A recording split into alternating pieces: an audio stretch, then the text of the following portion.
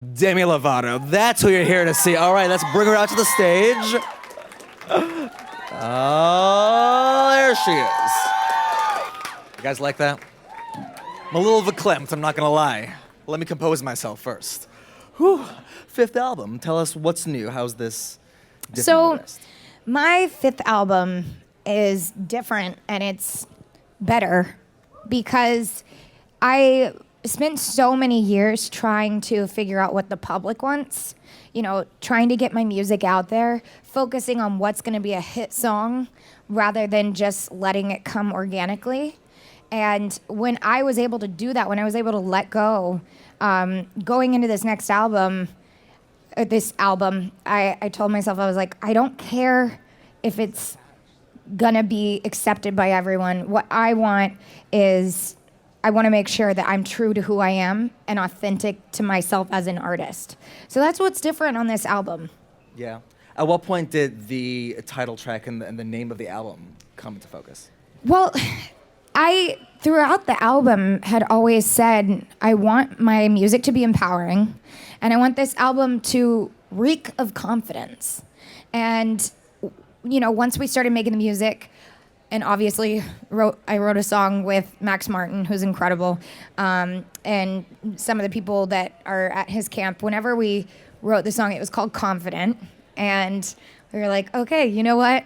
It's time to pick the album track name, and we went with Confident. There you go. Check it off the list. Checking what it a off. Great fit. Love it. Yeah. The other thing that's special about this album, it's the first one you put out on your own label. Is that correct? Yes. Tell us about that. So I started a record label called Safehouse Records, and thanks. Right. Let's hear it. Come on. I started the label with one of my best friends, Nick Jonas, and also my manager, who's here over there, Phil McIntyre. What up? Phil. And yeah, basically that's how we started. And with the label, we wanted to focus more on releasing our music first and getting it out there, and then we're gonna hopefully develop some artists or maybe sign artists that just want to have a safer place to release music. Yeah. When was the idea born? When did you guys come up with it? We had always had the idea, and I had always talked about having my own label. We look at the bigger picture rather than just music with making an album.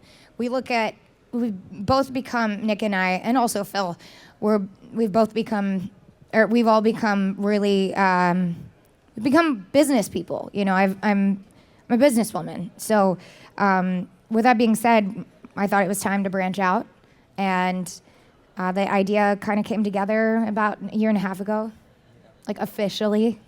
Got it. So we've been obviously talking a lot about confidence here, which brings me to a little shoot you did with VanityFair.com a little while ago. Yep. There were 3 rules. There was no makeup, there was no retouching, there were no clothes. Mm-hmm. How'd that come about? It was spontaneous, I hear. It was very spontaneous. I had actually kind of gone through some stuff. My really weird connection, but my grandfather had passed away like 2 nights before. And when I got to New York and I was thinking about the album, I just was thinking to myself, like, life has so much meaning and it's so short that I want to make an impact on this planet in an empowering way, not just with my music, but using my voice for good. And, there's obviously a lot of photo shoots that I do that get retouched and whatnot, but I wanted to show what the true meaning of confidence is doing a photo shoot at midnight. And my manager was like, what are some, authentic ideas that we can do to showcase who you are more so? And I was like, I have an idea. Butt naked upstairs in my hotel room photo shoot, no makeup, no clothes, retouching. And he was like, are you serious? I was like, yeah. And so with crappy hotel lighting and no retouching, I bared all. And it looked great. And you guys, you saw? Beautiful. What was the reaction like?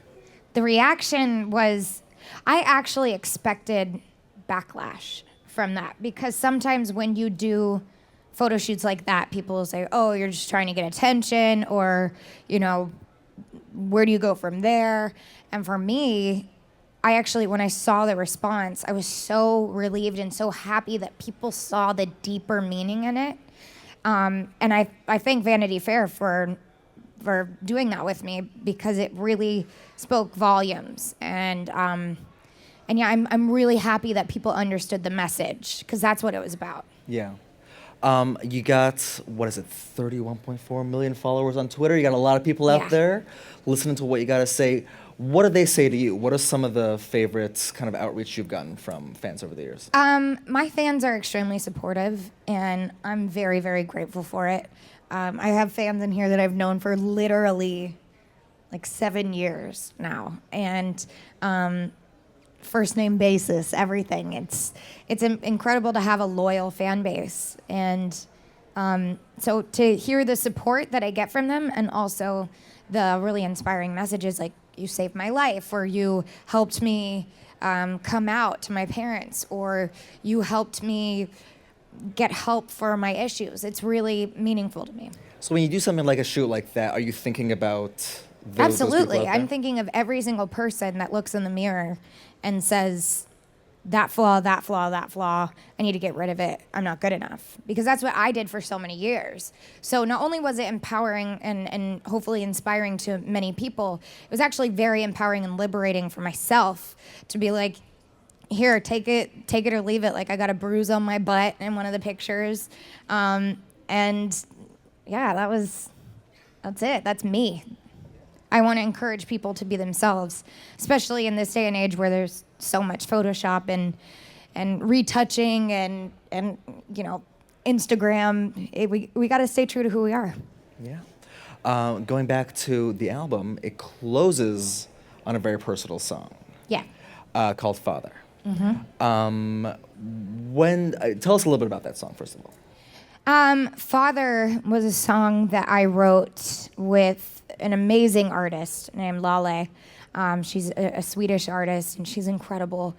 I had been going through some stuff because it was around Father's Day that I wrote this song. My biological father had passed away about 2 years ago, basically on Father's Day, around that time. And every Father's Day, it's extremely difficult for me. And with that being said, I didn't know how to have closure with it. And Syra, who's actually on my album, she's on a song called Waiting For Ya.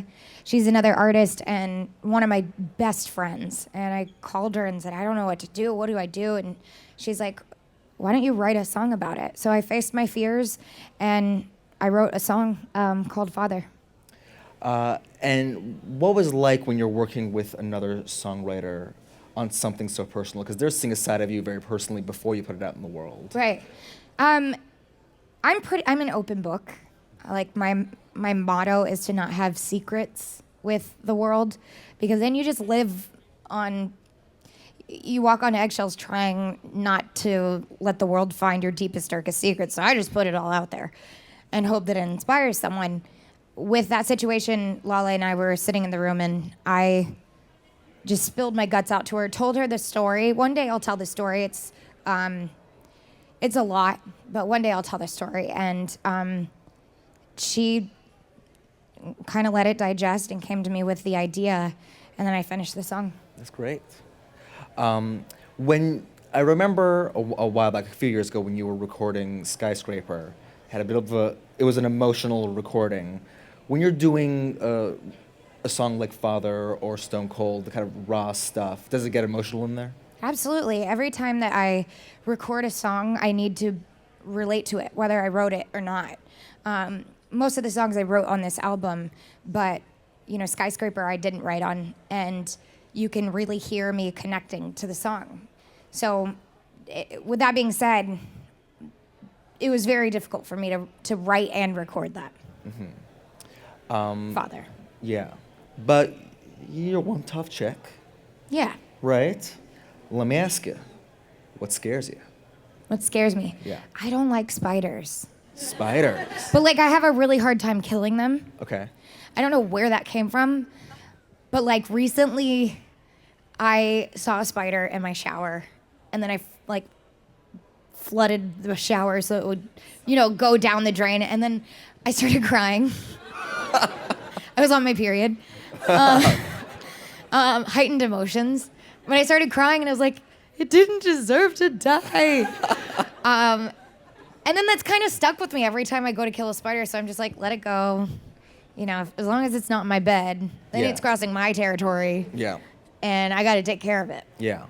I don't care for spiders either, but I'll stomp them out. I just think not in my house, I hear you. Yeah. I hear you, but they're just looking for refuge.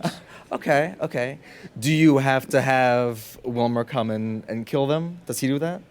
No, actually not. Although I did, we're doing renovations on my house, and there was one time that I saw a huge, I thought it was a black widow, because also in the area that we live in, there's brown recluse and black widows everywhere. So I had one of the construction workers come in. I was like, I don't know how to say this, but spider. So he was like, okay, I got you. Came in, killed the spider. I was like, you're my hero. Oh, man. Well, it's good. You had the support from the construction workers. Yes. You got the support from all these people, right? You guys want to come kill some spiders for Demi later? All right, you know who to call. We'll let them go. You let them free. We'll let them go. But I think this is a good point to start opening up to a little Q&A. What do you think? Yeah, I think so too. What was your main inspiration to writing a lot of the songs on the album? My main inspiration was whenever I started writing the album, it was so important to me that I stood true to who I was as an artist and my beliefs. I didn't want to sing about anything that I didn't believe in. And I wanted everything to have a message, whether, it's cool for the summer and saying it's okay to explore your sexuality, or with confident, embracing your confidence, or father giving that song to somebody that needed relief through a song about maybe their father issues. Everything that I did was for a purpose. Hi. Hi. I want to say thank you for saving my life and for teaching me how to be confident, strong, and brave. Thank I'm going to you. cry. But my question is, we're all human. What gets you through your bad days? Huh? What helps you get through your bad days? What helps me get through my bad days, taking my medication. I'm bipolar. Like I said, I keep everything out in the open. I'm with you. I do a lot of advocacy work for the mental health community. So that was half serious, half joking. Anyways, I do the things that I need to do in order to stay on the right path, which does consist of my treatment plan, whether it's medication or whether it's talking to people, staying true. I follow a meal plan, and not because I want to lose weight, but I follow it because it's structure. So for somebody in recovery from an eating disorder, having that, taking that structure and feeling stable in it, I feel good. So everything. What's your favorite song on the new album? My favorite song on the new album, it changes every day. Actually, it's several times a day. I love, it's like telling a parent to pick their favorite child. It's just not fair. Sometimes you like them more than others. But I'm assuming. But yeah, I think my favorite song of mine today is Yes. Yes. Hi, Demi. You've done Hi. so much for me, and I was just wondering, what are 3 things that make you confident? 3 things that make me confident. First of all, thank you for saying that. 3 things that make me confident are my support system, the people around me who know me best and know how to take care of supporting me in times when I feel like I'm struggling or just having a bad day and in a bad mood. I think being honest and open, so even if it's something like I'm really irritated with the world today, vocalizing that helps me.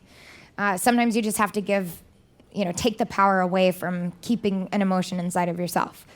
And another thing is staying true to my treatment plan. Right in the front. Oh, hello. Hey, if you were in the UFC and you were gonna walk out, what song would you walk out to? Confident, duh. I knew it. Or Waiting for You.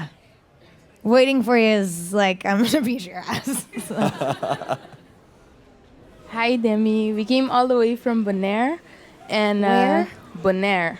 Where is that? It's a small island in the Caribbean. Wow, I'm gonna come visit. Yay, that was my question actually, because there's so much fan there. And we wanted you to come visit us. I will totally come visit. Can I come to your house? Yeah, sure. Okay. Hi, Demi. Hi. I just have one question. Good. What are you most excited? So we only have time for 10. one. I have 10 questions. What are you most excited about to go on tour? Pretty much. I'm most excited to play my new songs and also sing my butt off. That's what I have fun doing. Is as much fun as I do like running around on stage and dancing and performing, the songs that I have the most fun singing are the ones where I'm standing still and able to pour every emotion into it, and focus on the vocal performance. And seeing you guys, duh. That was great. Well, thanks so much for coming out. Thank you. Talking to us. Yeah. It's been great. Thank you. Thanks, guys. Demi Lovato. Thank you guys so much. Great.